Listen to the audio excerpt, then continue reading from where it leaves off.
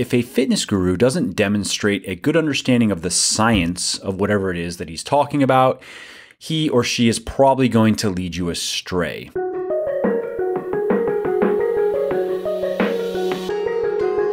The fitness industry is very tough to navigate as a beginner, mostly because of the sheer amount of gurus out there proclaiming that they have the secrets to getting ripped. Pretty much everywhere you turn, you get contradictory advice, because some people say that you have to eat very bland, quote-unquote clean or quote-unquote healthy foods to get into great shape, while other people say that you can do it eating nothing but junk food. Some people say that you should really focus on high rep pump training, while other people say that you should focus more on heavy strength training. Some people say that, you have to eat meals every few hours to stoke your metabolism. And other people say that that's not true, that meal frequency is basically irrelevant. Some people say that high protein dieting is very important, and they also will share specific numbers, like maybe they'll say, 1 gram of protein per pound of body weight per day. And other people will say, protein is not that important, or they'll say that 1 gram per pound per day is much too high, and it really should be some other number that they might throw out there.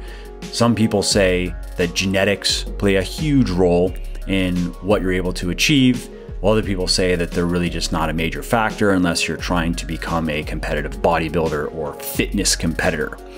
And so of course then it's confusing. I know, because I used to be one of those people who was wondering, okay, who's right, who's wrong? How can I determine who is worth listening to? And fortunately, I have escaped the labyrinth, and I've become something of a fitness guru myself, ironically. And in this podcast, I want to share with you 5 criteria that you can use to judge if someone is worth listening to or not. This is where I would normally plug a sponsor to pay the bills, but I'm not big on promoting stuff that I don't personally use and believe in. So instead, I'm just going to quickly tell you about something of mine. Specifically, my 100% natural greens supplement, Genesis. Now, Genesis is a very unique combination of greens, superfoods, adaptogens, herbs, and other phytonutrients that have been proven to increase immunity, heart and circulatory health, energy levels, libido, mood, and more.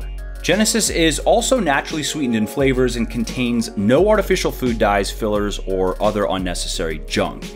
And all that is why it has over 200 reviews on Amazon with a 4-star average, and another 150 plus on my website, also with a 4-star average. So if you want to be healthier, feel better, train harder, and increase your immunity and longevity, then you want to head over to www.legionathletics.com and pick up a bottle of Genesis today. And just to show how much I appreciate my podcast peeps, use the coupon code PODCAST at checkout and you will save 10% on your entire order. And lastly, you should also know that I have a very simple 100% money back guarantee that works like this. You either love my stuff or you get your money back, period. You don't have to return the products. You don't have to fill out forms. You don't have to jump through any other hoops or go through any other shenanigans. So you really can't lose here. Head over to www.legionathletics.com now, place your order, and see for yourself why my supplements have thousands of rave reviews all over the internet. And if for whatever reason they're just not for you, contact us and we will give you a full refund on the spot. Alrighty, that is enough shameless plugging for now, at least. Let's get to the show. Okay, so the first thing you should know that if a fitness guru or expert claims to have a revolutionary diet or exercise routine, something that changes the game, they are probably full of shit, because anyone that claims to have found special shortcuts or biohacks to gaining muscle or losing fat or getting strong is almost always lying. Sometimes legitimate people use claims along those lines to just hook people's interest and get them to read or watch a video or listen to what they have to say. And then what they actually have to say is good, but most of the time, these people who say that, they have the secret sauce, that they have the special methods, they know things that nobody else knows, most of the time, these people are just lying. If they say that, their discovery is going to revolutionize muscle building or fat burning or whatever, they're lying. And they are lying because it works. Contrarian marketing like that works really well. When somebody speaks out and speaks against things that, everybody knows, it of course grabs people's attention. It makes them perk up. It makes them listen. It makes them more suggestible to being influenced as well. It's just how we humans are wired. And the more contrarian a pitch is, the more that it goes against the fundamentals, the things that are non-negotiable as far as getting fit goes, like energy balance, macronutrient balance, progressive overload, and so forth, the more likely it is complete bullshit. Now, fortunately, these type of fraudsters are usually pretty easy to spot. So these people often tell you that traditional methods of building muscle and getting lean don't work or don't work as well as they should. They'll say things like bulking and cutting doesn't work, or calorie counting doesn't work, or traditional strength and hypertrophy training doesn't work, and so forth.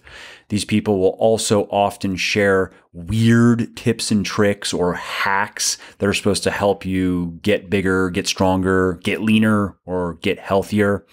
They also often promise fast and easy results. They'll promise things that you would think would take 6 months or longer, and they'll say that you can do them in 3 months or less, for example. They also often share their transformation stories, their personal stories, and their physiques to sell their methods.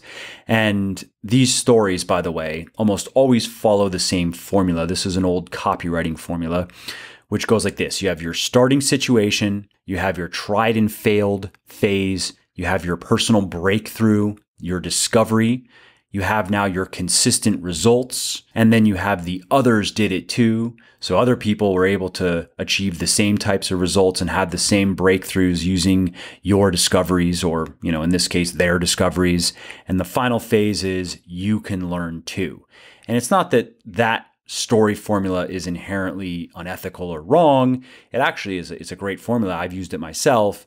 But you should recognize it when you see it, and you should be skeptical. And that also means you should be skeptical of me, and you should be skeptical of my story, and you should be skeptical of what I'm teaching as well. I don't want anybody to just accept what I say as dogma. I want people to analyze me and my work critically and come to their own conclusions about it. So these types of people also often refer to scientific research without citing sources for your review, and they often coin and even trademark weird pseudoscientific names for their little pet training and dietary theories. So for example, when somebody tries to sell you on the revolutionary nature of their maximum overload turbulence training, you should be skeptical. Just remember that you can never get around the basics. You can never get around energy balance or macronutrient balance, food choices, nutrient timing. Those are the big pillars of diet, and that's never going to change. And as far as training goes, you have intensity, you have frequency, you have exercise selection, you have load,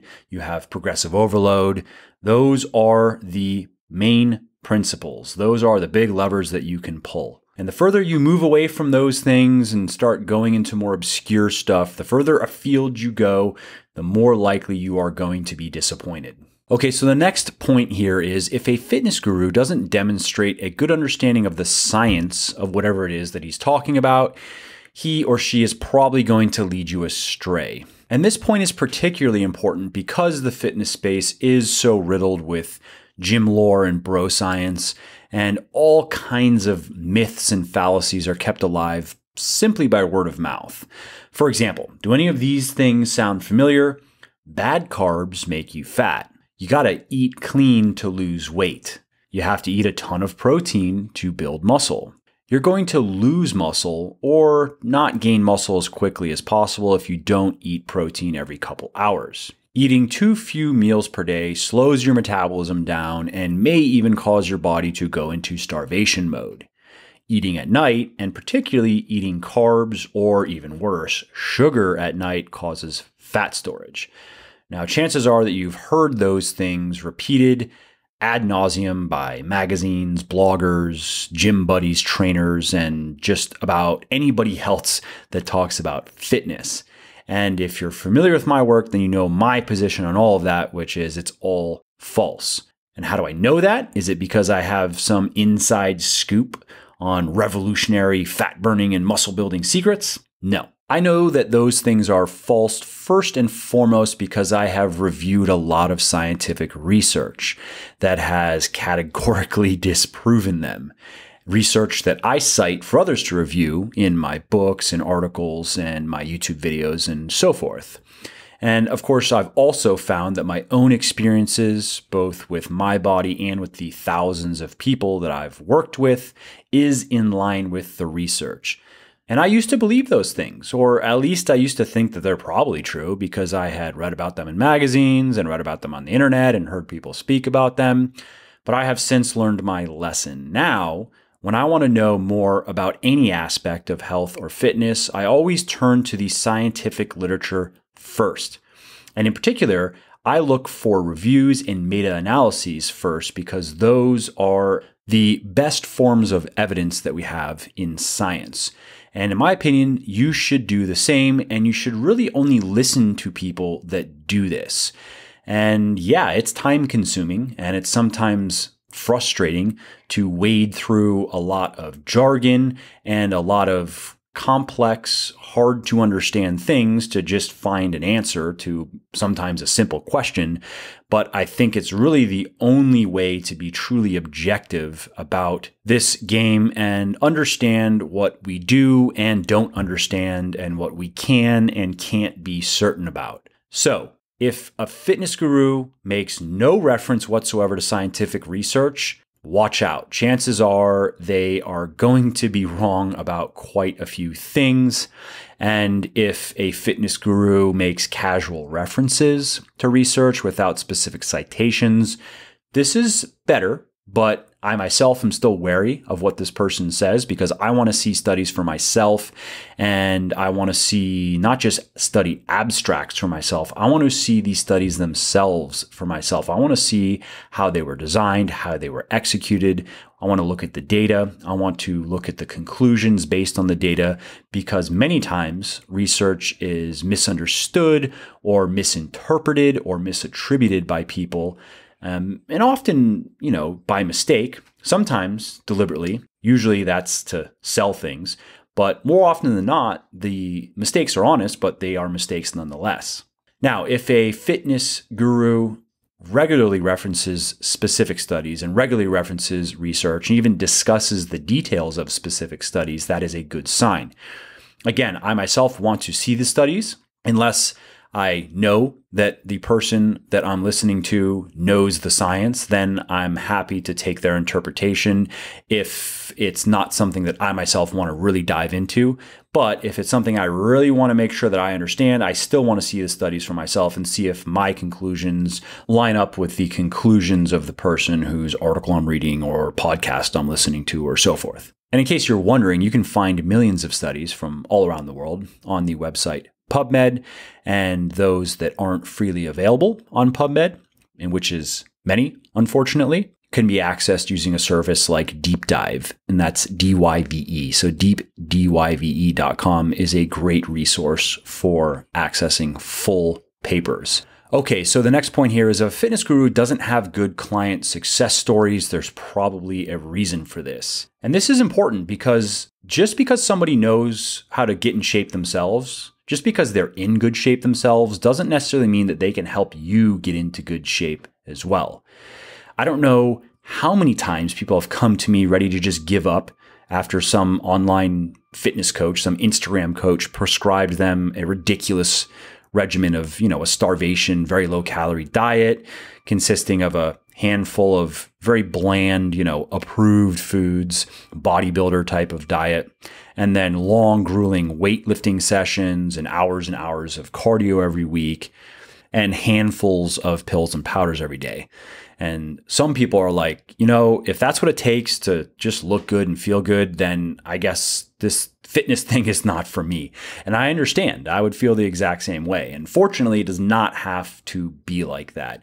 If you have had that experience, you should know that a good coach should be able to get you into great shape, eating the foods that you like, and you really should never feel starved. You shouldn't really be battling with hunger or cravings, and you shouldn't have to do any more than, let's say, 4 to 6 hours of exercise per week, and that's both weightlifting and cardio. And there are plenty of good coaches out there, including Instagram coaches. There are a lot of good people that know what they're doing and can get good results, and those people will always have good client success stories, and not just before and after pictures, because anyone can just find before and after pictures on the internet and make fake successes, but they'll have video success stories. They will tag their clients on social media. You can see these are real people who went through real transformations, and these clients are going to have made clear progress, and they're going to talk about their experience, and they're going to share their story. That's what you want to see, not just before and after images. You know, if you reverse image search before and after images that are posted around on some of these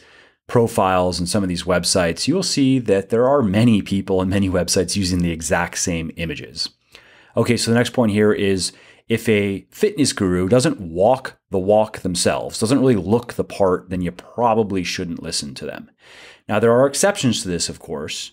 There are some people out there who aren't in tremendously good shape themselves, but who are tremendously knowledgeable. However, this rule of thumb is pretty workable. If the guy or gal that you are considering working with or following isn't in great shape themselves, you're probably better off ignoring them. So if they aren't strong, if they're not lean, if they're not muscular, chances are they're not going to be able to help you do the same. Now, it's possible that they do know what they should be doing, and therefore they could tell you what to do, and maybe they're just too lazy to do it themselves or don't care enough, but there aren't very many people that fit that description. In most cases, the skinny fat guys and gals who are billing themselves as fitness experts really have no place advising you or anybody else on how to get fit, because they simply don't know how to get fit. And this includes the more scientifically oriented people as well, who can talk about studies for days but couldn't deadlift their own body weight to save their lives. You know, people that will argue that 30 rep sets are just as good for building muscle as 5 rep sets. And the only way to build muscle is to train every major muscle group in your body 3 times per week. And you never need more than 0.8 grams of protein per pound of body weight per day, and so forth, yet who look like they don't even lift. Just know that there are people out there who get off debating obscure, in many cases, irrelevant or impractical aspects of getting fit, as opposed to actually doing the work and getting fit. As Martin Burkhan calls it, fuck-around-itis, right?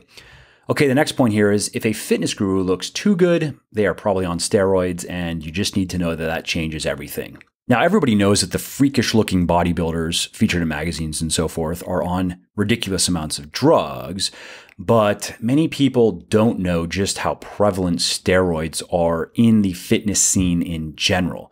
And I know this might sound cynical, but you should know that a large percentage of people who are making a living, or at least making part of their living off of their physiques, are on steroids. And yes, this includes fitness models and fitness competitors, but it also includes, you know, YouTube stars, social media influencers, and even bloggers and authors as well. Now, all of these people claim that they're natural, of course, and if you don't know how to spot the telltale signs of steroid use, you might believe them.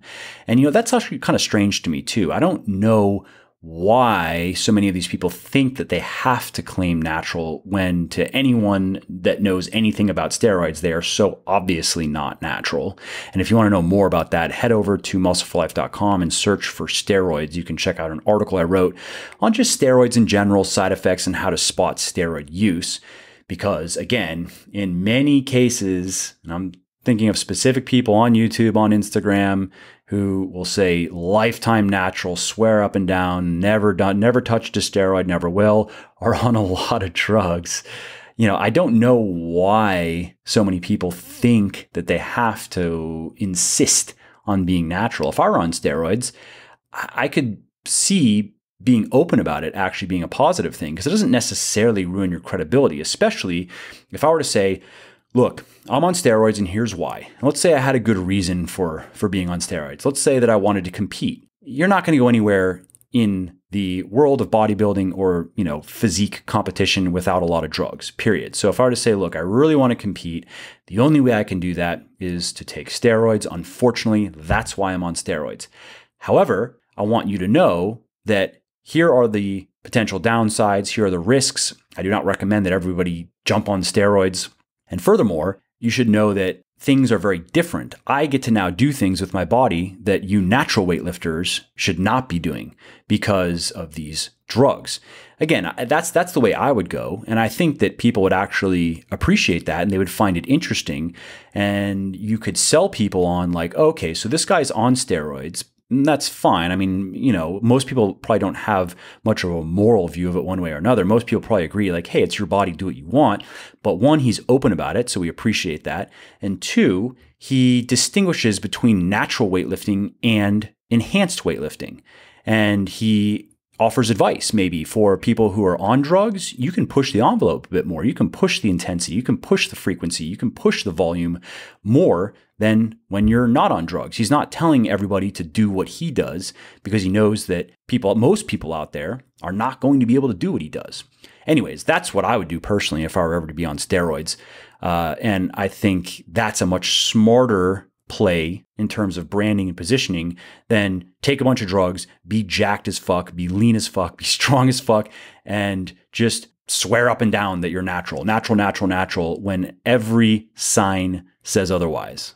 So anyways, just know that when you see these guys and these girls who have big, grainy, almost stone-like muscles, very full, very three-dimensional, and you have deep cuts everywhere you look, especially in the smaller muscles like the serratus and the intercostals, as well as extremely low levels of body fat. Let's say anywhere between, if we're talking about guys, 6 to, let's say more like 5 to 7% year round, in addition to being big, full, hard looking. And in women, you probably would see more like 12 to 15% on top of the big muscles, the dry look, the full look. That is drugs every time. I really do wish that we could look like that without drugs. So a simple little checklist here for spotting drug use. First, if someone is freakishly huge, they're on drugs, period. I mean, it's obvious, I know, but it should be on the list. 2, if somebody has an outstanding physique and is constantly talking about how they're natural, even if they're joking about it, they are probably on drugs. I don't know why this is. This is some weird pathological thing. It's like the politician, right? That is constantly saying how honest he is and how much he loves God and loves his country and loves his family. And then we find out that he's like a serial molester, rapist, pedophile, right? I don't know. There's just something about it.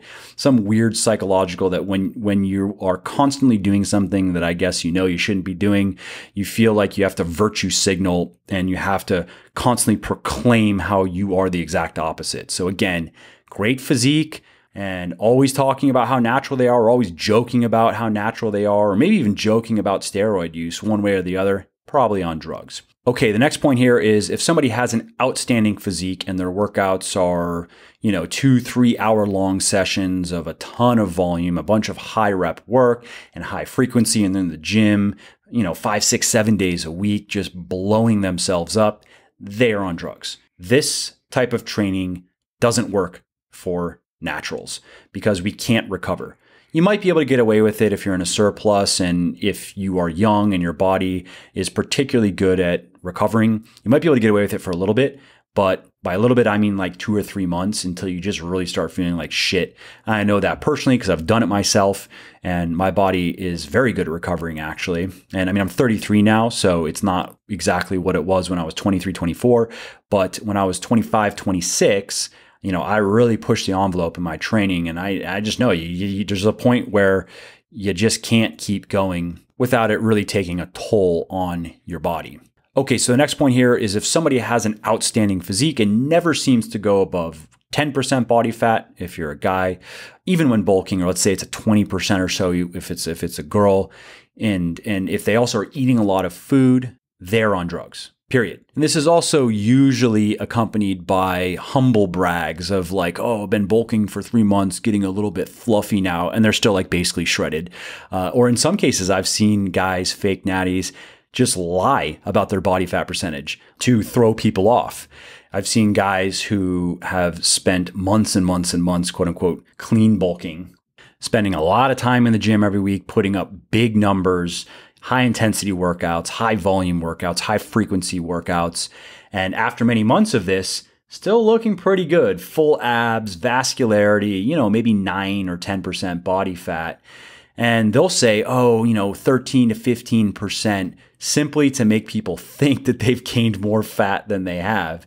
And this is because with the right cocktail of drugs, you can eat a lot of food and you can get really strong and gain a lot of muscle without gaining very much fat. And lastly, if somebody has an incredible physique and they compete professionally, so if they have a pro card, even in a quote unquote natural league, they are on drugs. Let's stop pretending that the drug testing in most natural leagues even isn't an absolute joke and isn't extremely easy to get around. Again, there are some exceptions to all of these points. Even, for example, the last point, take someone like Eric Helms, who does compete professionally in a natural bodybuilding league, and I believe is truly natural. I do not think that Eric Helms is on drugs. And I don't just say that because I like him and like his work and think he's a good guy. I say that because, if you look at him objectively, there are no signs of drug use, at least no clear signs of drug use. His FFMI is within the range of natural. It's the high end, but he's put in many years of hard work. He does not stay super shredded year round. He is not incredibly strong. He's very strong, but he's not next level drug strong. And when he diets down for bodybuilding shows, yes, he looks good and he gets very lean, but look at his pictures versus the IFBB physique guys. If you want to see the difference between what I believe is a true natural bodybuilder in contest shape versus an enhanced bodybuilder, even though the physique guys are not like in the bodybuilding class per se, but it's comparable. A natural bodybuilder is actually probably smaller than the physique guys that are enhanced. Now, in case you're wondering why all this matters, why should we even care who's on drugs and who's not? Why should we care what people do with their bodies? I agree. I mean, I'm with you on that. I actually don't personally care at all who uses steroids and who doesn't. But you do need to keep in mind, though, that when you're taking advice from people, it does matter. Because if somebody's on drugs and they don't know what it's like to not be on drugs, they don't know the difference between natural weightlifting and enhanced weightlifting. And many of these guys don't because they got on drugs very early. In many cases, they got on drugs right in the beginning of their weightlifting career. So they have never even experienced what it's like to be a natural weightlifter. If you're going to take advice from that person and you're a natural weightlifter, it may or may not work out. They may or may not know what they're talking about. On the other hand, they may know exactly what they're talking about and they might give you great advice. So you got to be careful. That's all I'm saying. You got to be careful. Lastly, certifications. How much do certifications matter? And the long story short here is being certified as a personal trainer means essentially nothing. You can get certified doing online courses and all you have to do is memorize some basic facts to pass a test. And in some cases, they're basically open book tests, so you don't even have to memorize anything. And if you're doing it online, you don't even have to go looking. It's really just like, can you search for keywords and copy and paste stuff? And there you go. You got your trainer's license. And this helps explain, of course, why we see so many trainers doing so many foolish things with their clients.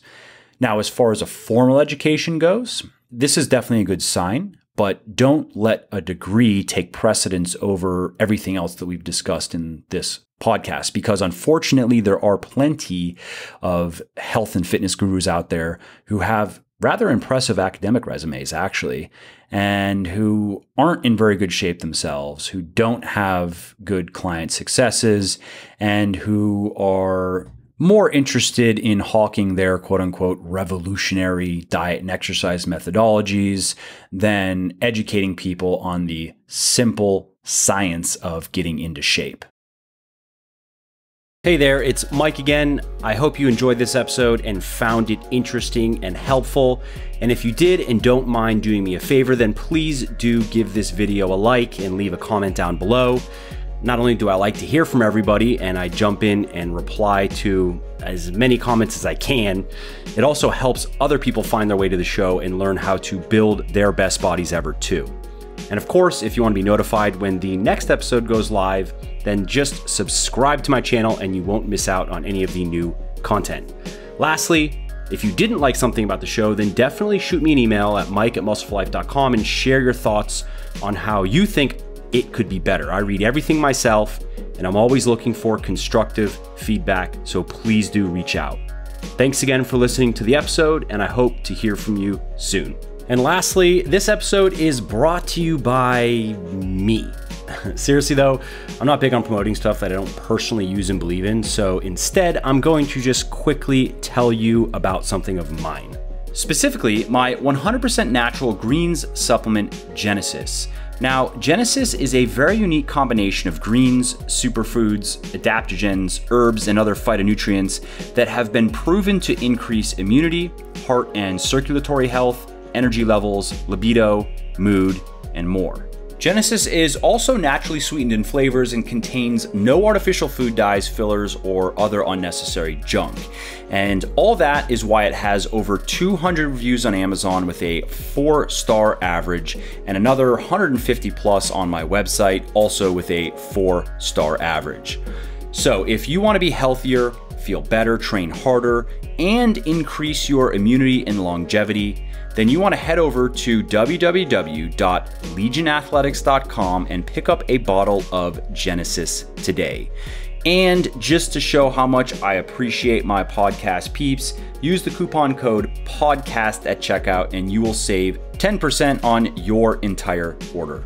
And lastly, you should also know that I have a very simple 100% money back guarantee that works like this. You either love my stuff or you get your money back, period. You don't have to return the products. You don't have to fill out forms. You don't have to jump through any other hoops or go through any other shenanigans. So you really can't lose here. Head over to www.legionathletics.com now, place your order, and see for yourself why my supplements have thousands of rave reviews all over the internet.